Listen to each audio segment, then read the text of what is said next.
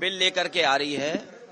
Bharatiya Janata party का इतिहास जिस तरह के फैसले लिए अगर हम देखें, उससे कहीं न कहीं जो परिणाम भारतीय जनता पार्टी चाहती थी वो नहीं आए।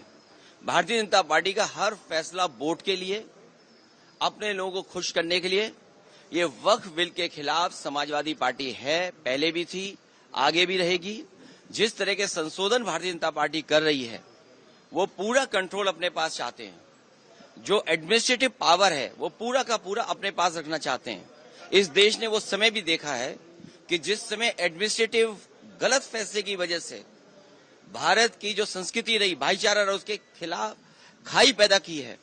और अगर हम इनका जो फैसले लिए अगर पलट करके देखें, एंग्लो इंडियन बिल जिसमें कि सदस्य एक बनता था, चुन करके आता, वो अपॉइंट होता था, वो बिल ले लिया वापस, वो आरक्षण छीन लिया। आरक्षण एंग्लो इंडियन का छीना। नोटबंदी से रुपया छीना, लेकिन भ्रष्टाचार बढ़ गया, रुपए आज भी निकल रहे हैं। जीएसटी कानून लाए, उधर व्यापारियों का सब कुछ छिन गया। दिन भर वो केवल जीएसटी का चक्कर काट रहे हैं।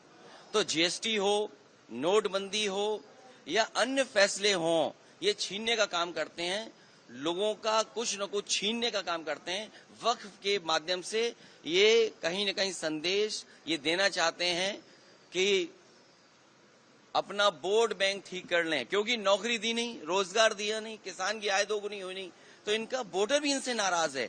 देखिए, जिस वोटर को ये तुष्टीकरण कहते थे, हम लोग तुष्टीकरण कर रहे हैं, क्या ये तुष्टीकरण नहीं दे रहे हैं, कर रहे हैं किट बांट करके। अभी ईद पर जो किट दी है, क्या ये तुष्टीकरण में नहीं आएगा? क्योंकि इनको पता है इनका वोट खिसक गया है। अभी तक तो ये हिंदू भाइयों को गुमराह करते थे, अब इनकी कोशिश है कि मुसलमान भाइयों को भी गुमराह कर दें। सर, वो कह रहे हैं वक्फ पे विपक्ष गुमराह कर रहा है। सर कह रहे हैं कि वक्फ पे विपक्ष आप एंग्लो इंडियन इन्होंने छीना, क्या विपक्ष ने गुमराह किया? आपने आरक्षण छीना, जो यहाँ पर लोकसभा में चुन करके आते थे, असेंबली में अपॉइंट होते थे, तो वो छीना आपने।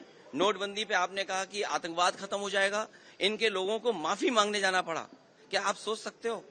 फौज के गलत फैसले की वजह से, हालांकि नई बात बनती ये कहने की है, लेकिन फिर भी कह रहे हैं, एक घटना ऐसी हुई जिसमें इनको माफी मांगनी पड़ी है फौज के बड़े अधिकारी को जाकर के, जो गलत एनकाउंटर हुआ था।